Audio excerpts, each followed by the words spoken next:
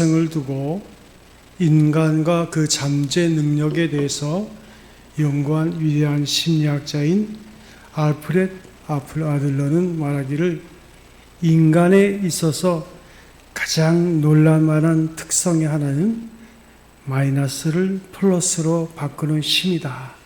그렇게 말을 했습니다. 그러면서 한 예를 들어줬는데 미국의 델마 톤슨이라는 그런 여성이 2차 세계대전 중에 남편을 따라 캘리포니아주의 모아바 사막에서 살게 됐습니다. 그녀는 남편이 훈련에 나가면 종일 통나무집에서 46도가 넘는 무더위와 싸워서 항상 일상에 지쳐 있었어요. 그녀는 아버지에게 편지를 보냅니다. 아버지, 이것은 창살 없는 감옥입니다. 나는 도저히 살 수가 없습니다.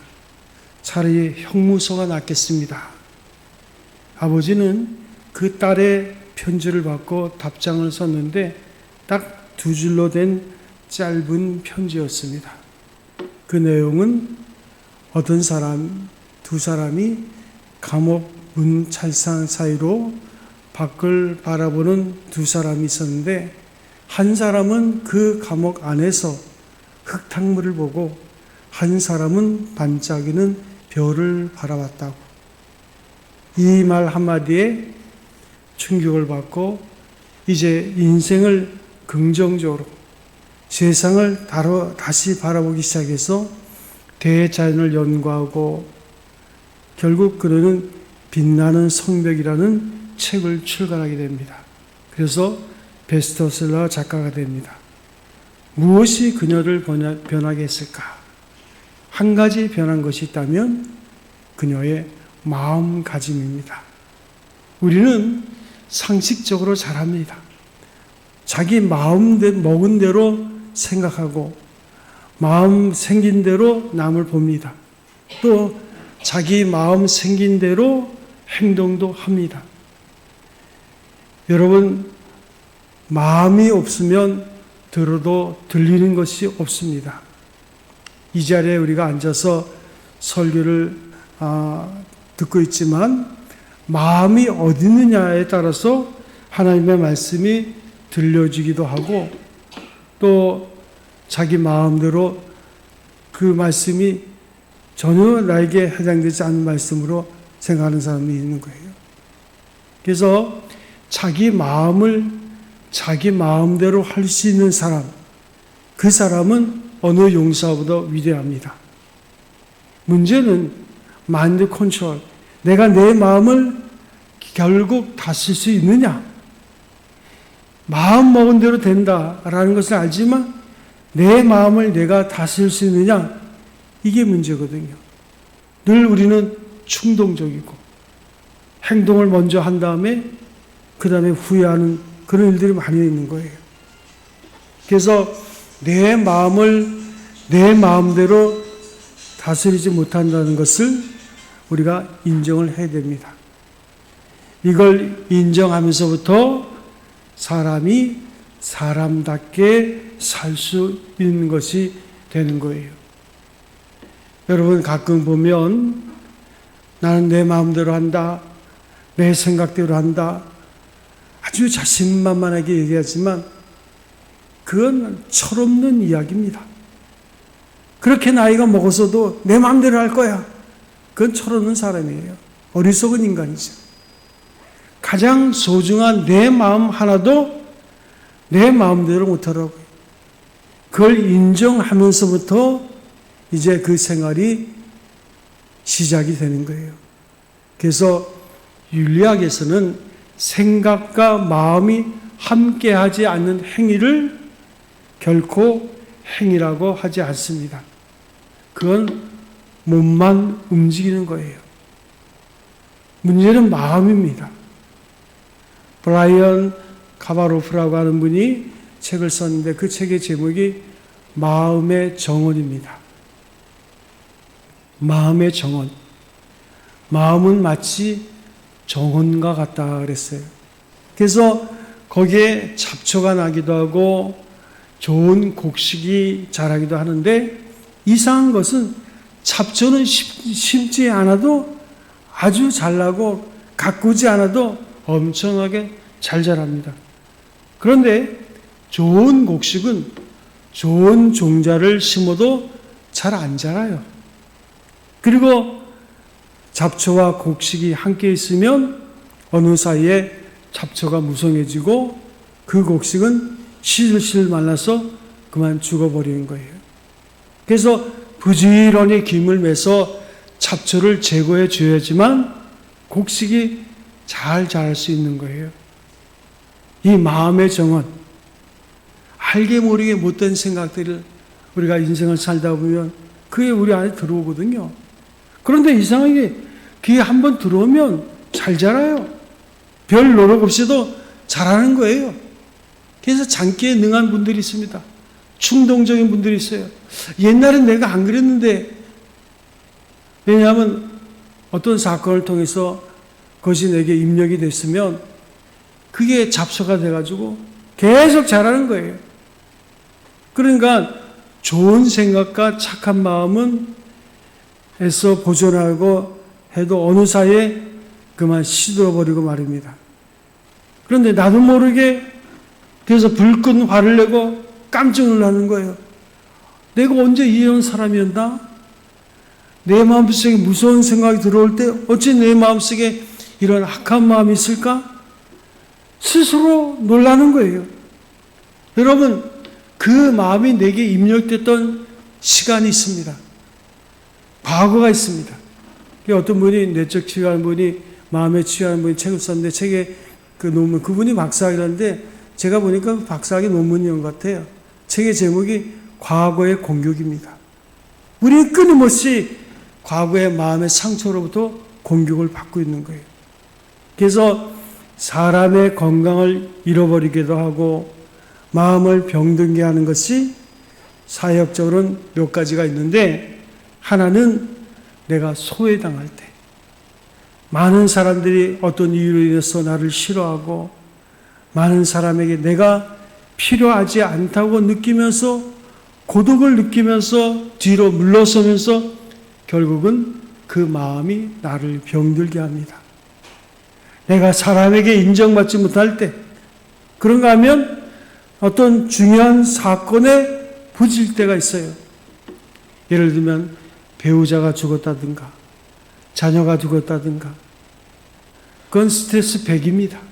엄청난 사건에 부딪힐 때 그걸 감당을 못하는 거예요. 또한 자신감이 없고 자기 만족이 없을 때, 그리고 일에 대해서 불만할 때 내가 무엇을 하고 있는지 모르겠어요. 내가 왜 일을 하면서 살아야 하는지 모르겠어요. 생의 의미를 잃어버릴 때 점점점 우리의 마음은 어두워집니다. 그리고 정신적인 건강이 허약해질 때, 그 허약해질 때 시작하면 그것이 가속화되면서 점점 우리는 무너져 내리는 거예요. 그리고 부정적인 염세주의자들, 잘못된 세계관, 비관주의가 내 마음을 잘못되게 병들게 합니다. 똑같은 사건을 봐도 염세주의자, 긍정적으로 보는 자와 부정적인 사람의 마음은 차이가 나죠. 그 잘못된 그 염세적인 마음이 딱 자리에 잡고 하면 만사가 어둡습니다. 만사가 괴로워요. 만사가 짜증이 납니다. 도대체 내가 살아야 될 이유가 없어요. 정신적으로 먹서 자살을 하게 되는 겁니다. 그래서 어떤 분은 술을 먹지 말라, 건강을 위해서 술 먹지 말라, 담배 피우지 말라, 그런 이야기를 많이 합니다만 그거 모릅니까? 건강을 위해서 피우는 게 아니에요. 죽으려고 피우는 거예요. 살고 싶지 않은 거예요. 왜 이래야 되나? 정신적으로 이미 죽은 거예요. 그래서 정신적으로 죽었기에 죽음을 위한 행동을 과감하게 거침없이 하는 거예요. 그러니까 내가 살고 싶지 않느냐? 남의 생명도 가볍게 여기는 거지요. 나도 그만 살자, 그 말입니다. 이제 이 내 마음을 누가 다스릴 수 있을까? 이같이 기울어진 마음에서 누가 나를 구원할 수 있을까?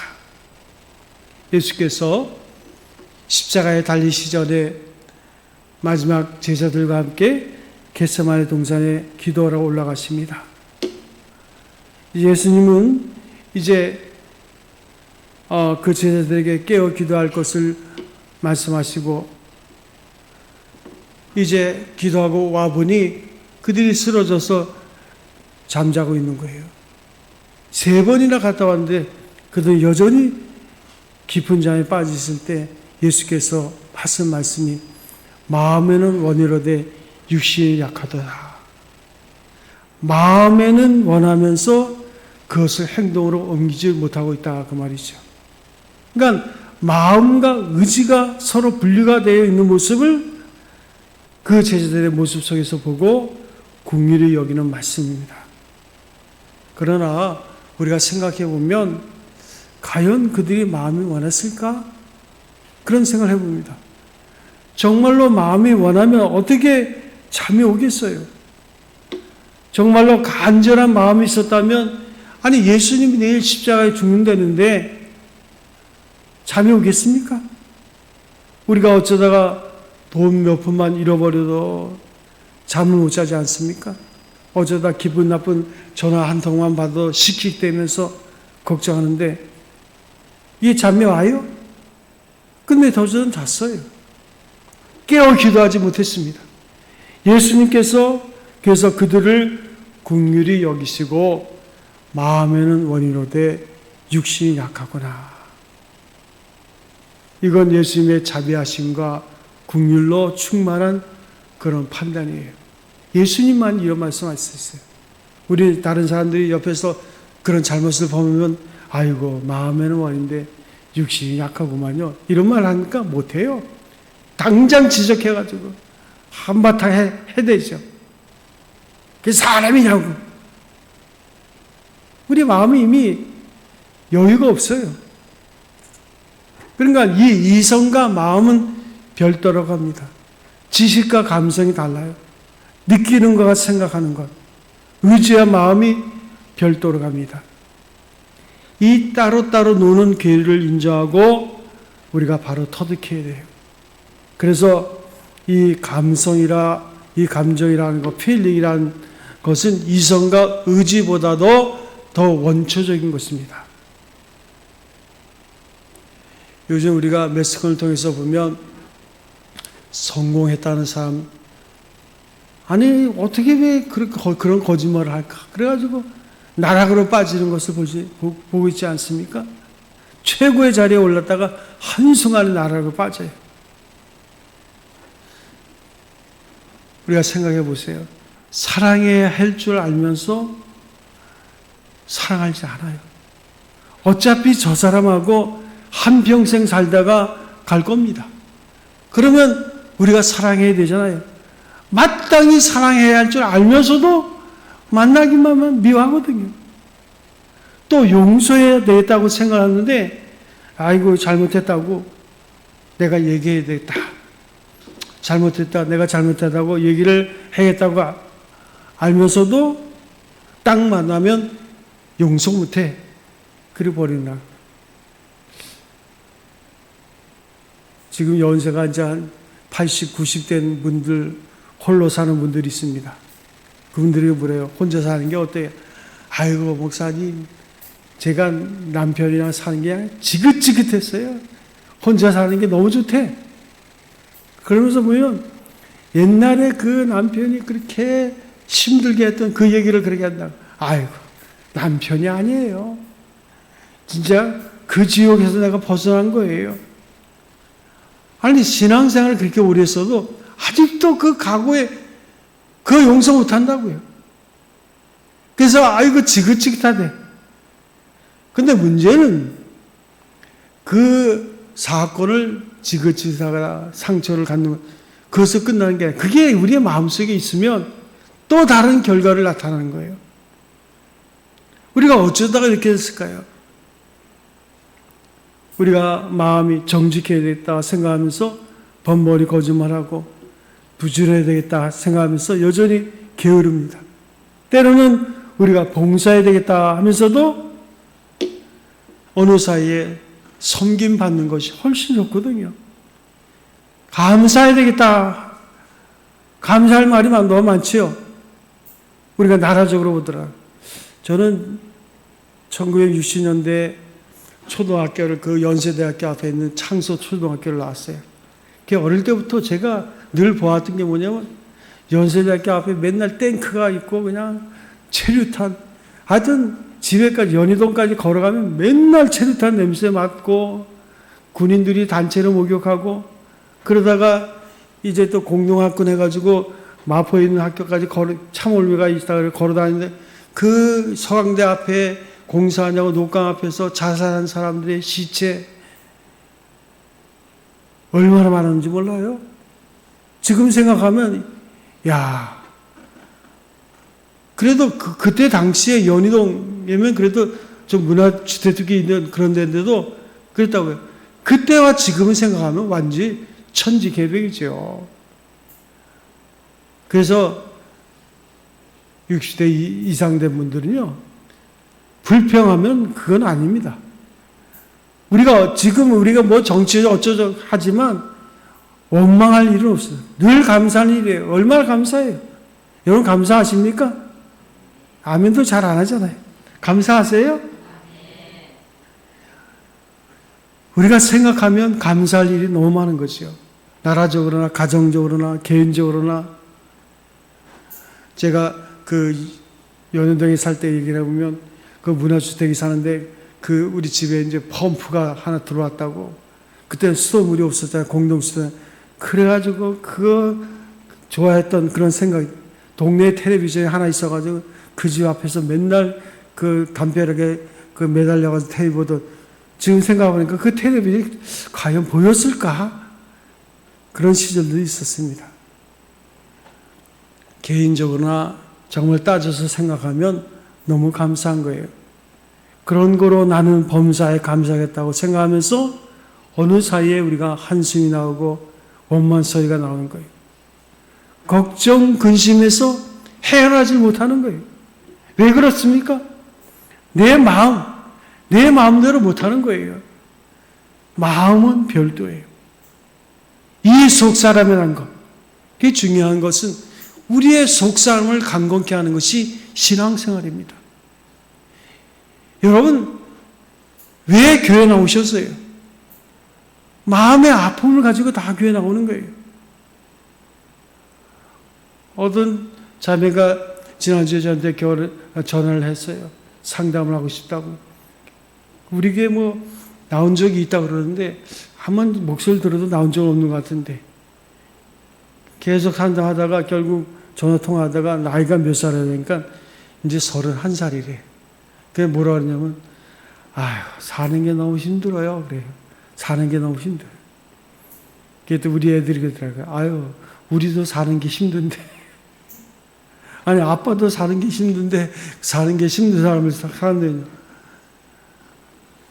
저는 사는 게 힘들지 않습니다. 늘 감사합니다. 예, 반응이 없네요, 여러분들.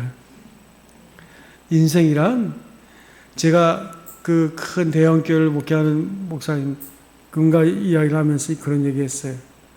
평안에 대해서 그분이 이야기를 하더라고요. 그 목사님은 늘 평안하세요? 그랬더니, 아이고, 하루도 평안할 일이 없다고. 하루도 평안할 날이 없다는 거예요. 아, 그러면서 어떻게 평안을 얘기해요? 하루도 평안할 날이 없습니다. 그러나 우리는 평안을 이길 수 있는 믿음을 하나님께서 우리에게 주신 줄로 믿습니다. 인생은요, 만만치 않아요. 그러나 이 속사람, 모든 것보다도 더 깊은 세계, 더 원초적인, 오늘 성경은 이렇게 말합니다. 마음을 새롭게 하는 길이란 오직 성령의 능력으로만 가능하다. 내 속사람을 성령의 능력으로, 이 말은 의지 이전의 말이라는 거예요. 내 생각이나 의지로 된다는 얘기가 아니에요.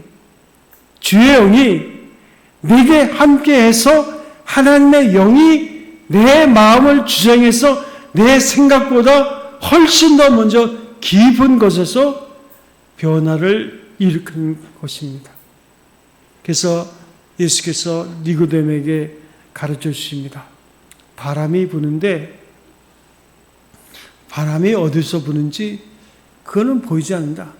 근데 이 바람이란 말이 헬라어로 성령이란 말과 똑같아요. 푸뉴마란 뜻이에요. 어디서 오는지 알지를 못해. 그런데 나뭇가지가 흔들리고 그런 거 보면 바람이 부는구나. 성령도 마찬가지라는 거예요. 보이지는 않아요. 어디로 가는지 모르나 성령도 그와 같으니라.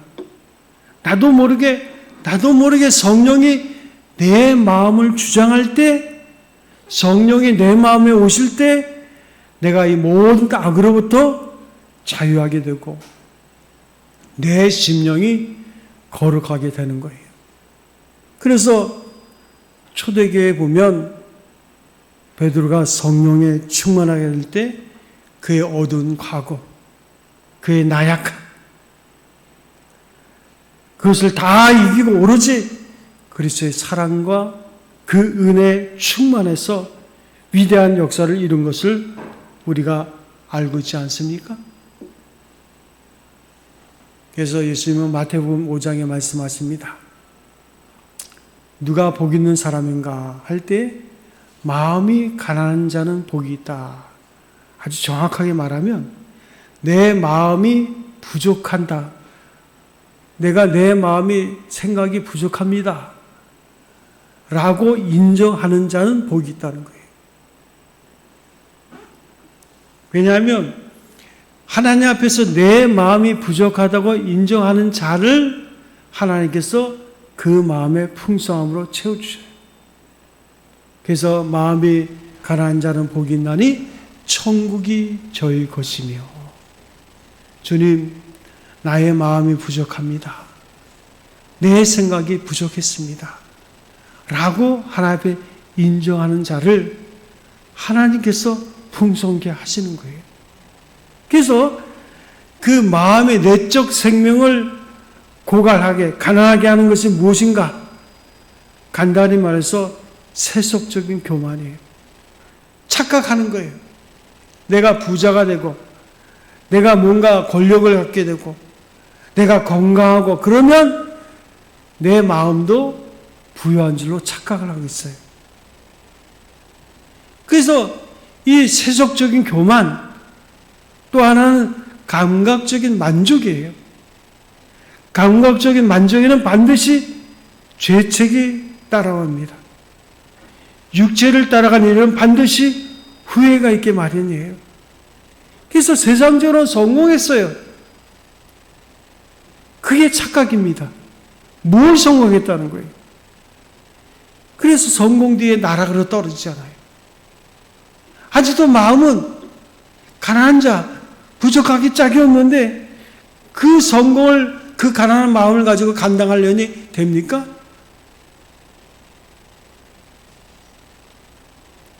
그래서 또 하나는 분노와 의심과 성급합니다. 이런 마음을 무엇으로 물리칠 수 있을까? 무엇으로 내가 이 마음을 이길 수 있을까? 여러분, 어떻게 내 마음을 이길 수 있어요? 내 마음을 어떻게 컨트롤할 수 있어요? 내가 어떻게 겸손할 수 있습니까? 내가 스스로 어떻게 내 마음을 비울 수 있습니까? 이 모든 악한 마음을 어떻게 물리칠 수 있습니까? 오늘 성경은 말합니다.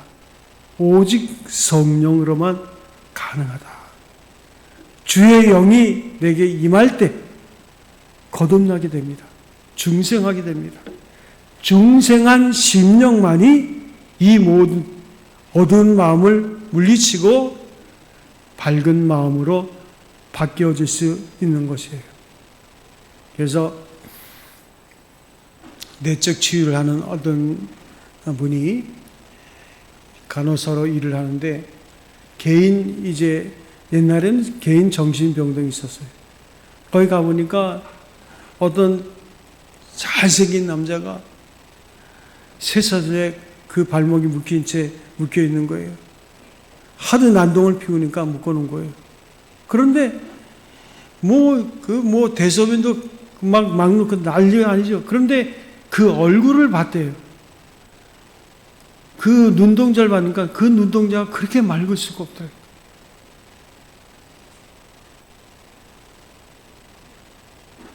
그런데 그가 조금 이제 좀 나와서 다른 국가에서 하는 어떤 병동, 특히 외국인 기관에서 하는 정신병동에 가서 일을 하게 되는데, 거기서는요 그렇게 가둬주지 않고 외래를 통해서 이제 치료를 하는데, 그 치료받는 사람들 가운데는 성경책을 손에 이렇게 끼고 오는 분들도 있다는 거예요. 그런데 그들과 개인적으로 마주보면 성격이 개팍하고 얼마나 사람을 힘들게 하는지 모르겠어요. 그런데 그 성경책을 옆에 끼고 다른 사람이 뭐 잘못하면 성경을 가지고 막 인용하면서 막 야단치고 난리는. 그런데 그들을 개인적으로 알아보면 정신적으로 병이 들어가지고, 요즘은 뭐 조현병이라 하지만 그게 정신병자 아니에요. 그래가지고 계속 치료를 받고 있다는 거예요. 그들 보면 신앙생활을 그렇게 오래 하고 있대요. 그런데 하나도 속 사람은 안 변하겠다는 거예요. 그래서 어떤 그 소녀는 치료를 받는데 그 전기 충격기로 그 자극을 준다는 거예요. 그래가지고 그 소녀가 울면서 나는 정신 충격, 그 충격기 받기 싫다고. 그래서 이분이 딜레마에 빠진 거예요. 저렇게 신앙생활을 오래 하고 성경책을 끼고 다닐 정도로 그런 사람들인데 사회적인 생활을 제대로 하지 못해요. 관계를 제대로 맺지 못하는 거예요. 사람들에게 아픔을 주고 그들과 개인적으로 만나면 저런 괴물이 없는 거예요. 왜 그럴까? 신앙생활 저렇게 오래 했는데도 왜 그럴까? 왜 변화되지 않을까? 그런 가운데서 이제 그가 연구하고 기도하고 그러면서 박사 받고 그래서 쓴 책 제목 가운데 하나가 내 속에 울고 있는 내가 있습니다 라는 책을 썼어요. 내가 과거에 받은 마음의 상처를 치료받지 않고 그냥 참고 견디고 그냥 마음속에 두고 있는 거예요. 그게 어디로 가는 게 아닙니다. 내 속에 있는 거예요. 그게 계속 나에게 영향을 주는 거예요.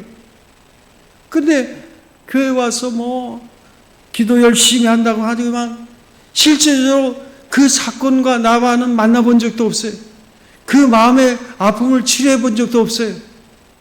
그러니까 신앙의 연륜은 오래되는데 실제적인 삶의 변화는 없는 거예요. 예수 믿는 괴물이 되어버린 거예요. 예수를 믿으면서도 자기 자신과 주변 사람들에게 좋은 영향을 못 주는 거예요.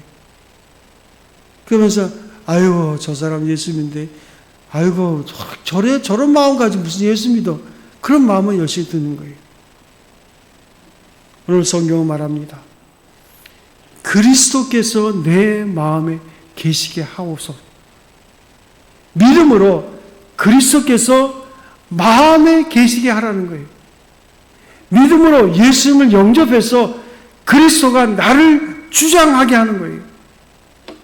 믿음은 정의를 한다면 들음에서 나오고 들음은 그리스도 예수의 말씀으로 말미암으리라. 하나님의 말씀을 받아들이는 게 믿음입니다. 지식적으로 받아들이요.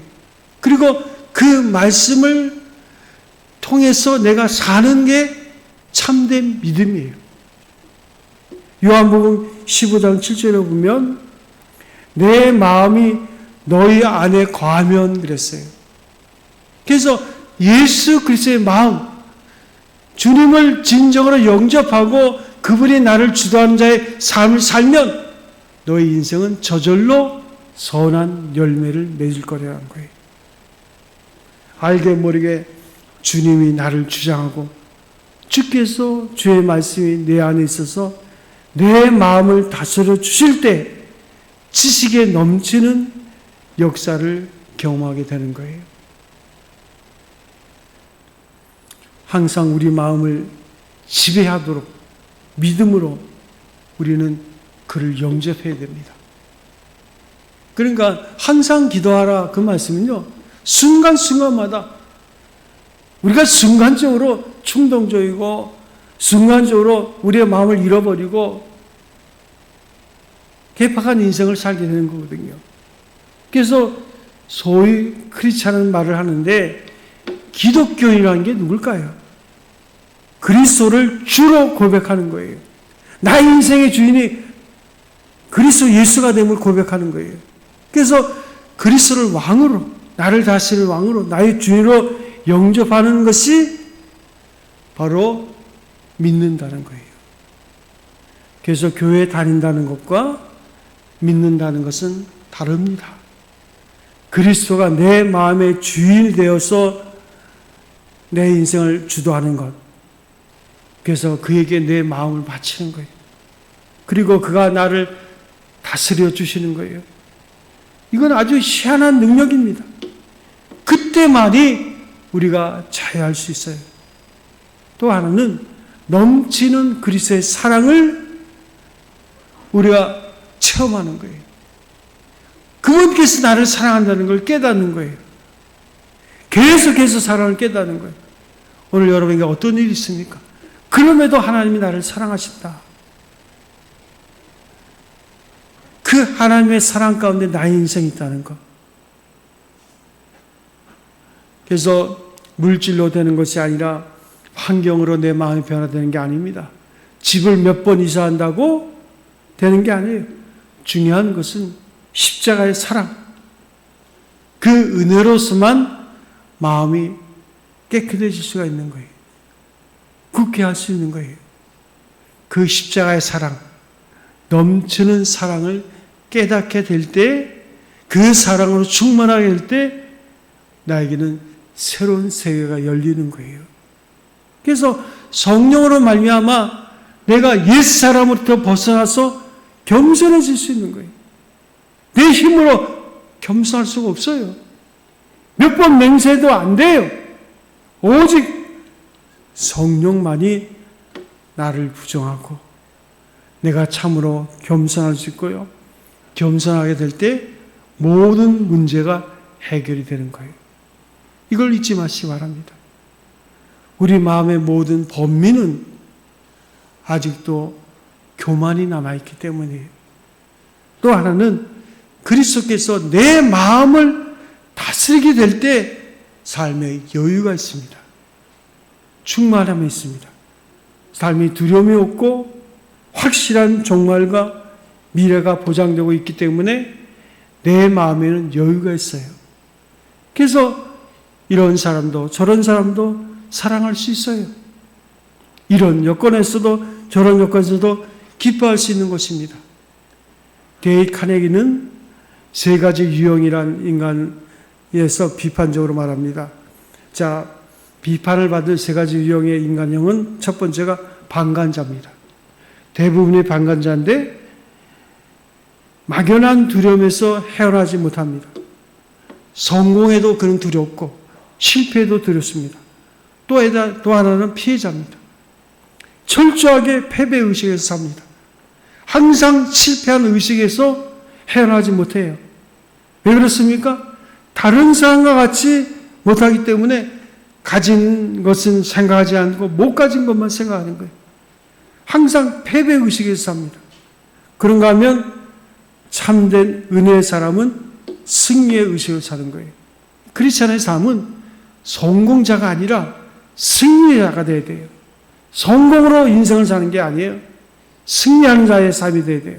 오늘 실패해도 이것은 다음에 성공하기 위한 하나의 과정에 불과한 거 아닙니까?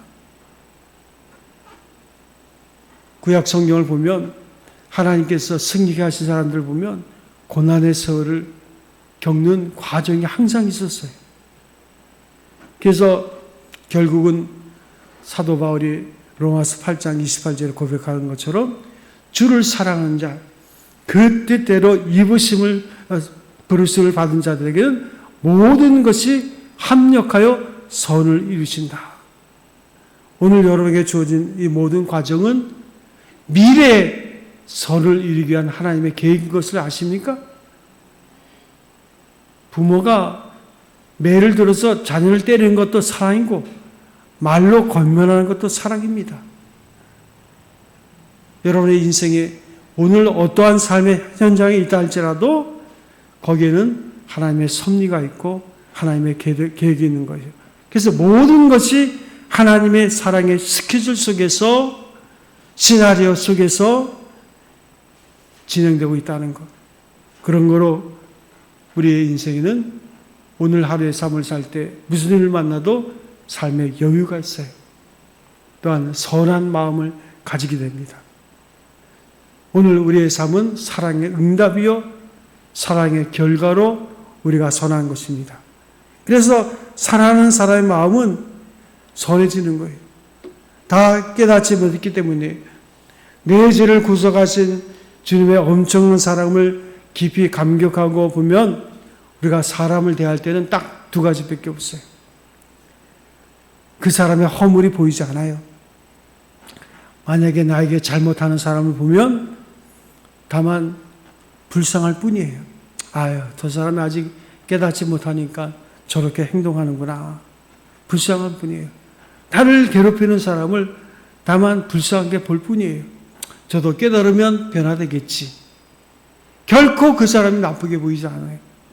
그런데 나와 사랑하는 사람과 사랑을 볼 때는 진정한 사랑을 느끼죠. 그래서 예수 그리스도를 믿는 사람들에게는 두 사람밖에 없어요. 어떤 사람은 긍휼히 여기고 어떤 사람은 사랑하고 결국은 다 사랑하는 거예요. 그 사람의 장점을 보게 되는 거예요. 단점이 보이지 않아요. 언젠간 저 사람도 변화되겠지. 그러니 세상이 아름다운 거예요. 그 내적 치유를 받고 이제 사는 사람들의 케이스가 이제 소개되는 걸 보면 길을 가다가도 꽃잎을 보더라도 그 꽃을 만지면서 야, 너는 왜 이렇게 예쁘냐? 한마디 한다는 거예요. 모든 것을 우연히 보지 않아요. 감사함으로 바라보는 거예요. 모든 걸 긍정적으로 바라보는 거예요. 어떤 청년이 차 사고로 인해서 큰 충격을 받고 그만 안구를 잃어버리게 됐습니다. 수술을 받게 될 때 의사는 말하기를 너무 치료가 심하기 때문에 수술을 하겠지만 결국은 안구가 빠져나가서 눈을 볼 수가 없을 것이라. 청년은 소리소리 지릅니다. 내가 소경으로 살기보다는 죽는 것이 낫다고. 수술하지 말아달라고. 그랬더니 의사가 이 사람아, 생명은 귀한 거야. 더 어려움을 극복해야지. 그리고 강제로 붙들고 마취를 하고 수술을 했습니다. 수술 며칠 후에 붕대를 풀게 될 때 의사는 말하기를 축하하네. 자네는 분명히 실명을 할 수 있었지만 자네를 위해서 어떤 분이 안구 하나를 기증해줘서 눈 하나는 볼 수 있을 것이네. 그랬더니 이 청년이 소리 지르면서 내가 애꾼으로 살기보다는 죽는 게 낫다고. 그랬더니 그 의사가 말합니다. 자네를 위해서 멀쩡한 눈을 빼준 분이 있다는 것을 잊어서는 안 되네. 무슨 망령된 바람인가. 그리고 붕대를 풀어줬습니다. 뿌옇게 그 앞에 보이기 시작하는데 점점점 환하게 보이는데 그 앞에 누가 서 있습니다. 자기 어머니가 서 있어요. 그걸 봤어요. 그런데 어머니의 눈 하나가 없는 거예요. 이 청년은 여기서 감격을 합니다. 감사합니다. 어머니, 저는 한평생 절대로 원망하지 않겠습니다. 오로지 감사한 이 감격으로 살아가겠습니다. 이 자랑스러운 마음으로 살겠습니다. 여러분, 크리스찬으로 산다는 것은 십자가의 사랑의 감격으로 사는 거예요. 여러분의 건강 지수는 얼마입니까? 여러분의 마음에는 얼마나의 건강이 있습니까? 내 마음대로 할 수가 없어요. 내 마음을 주께 바쳐버리고 성령 안에서 그리스도의 역사로 말미암아 십자가의 사랑을 우리가 확인할 때 그 사람은 무슨 일을 당하든지 어떤 일을 만나도 건강하고 그래서 데살로니가서 5장 16절부터 18절에 있는 말씀처럼 항상 기뻐하고 쉬지 않고 기도하고 범사에 감사할 수 있는 거예요. 그러니까 인생의 삶이 내 마음을 위축하지 않는 거예요. 늘 감사하고 기뻐하는 거예요. 사랑하는 성도 여러분, 주님께서 여러분을 사랑하신 줄로 믿습니다. 그 사랑 가운데 오늘 우리의 인생이 있는 줄로 믿습니다. 우리가 그 마음, 그 사랑으로 충만하게 은혜로 충만할 때 우리의 삶 자체가 소중해지고 세상도 아름답게 보이는 거예요.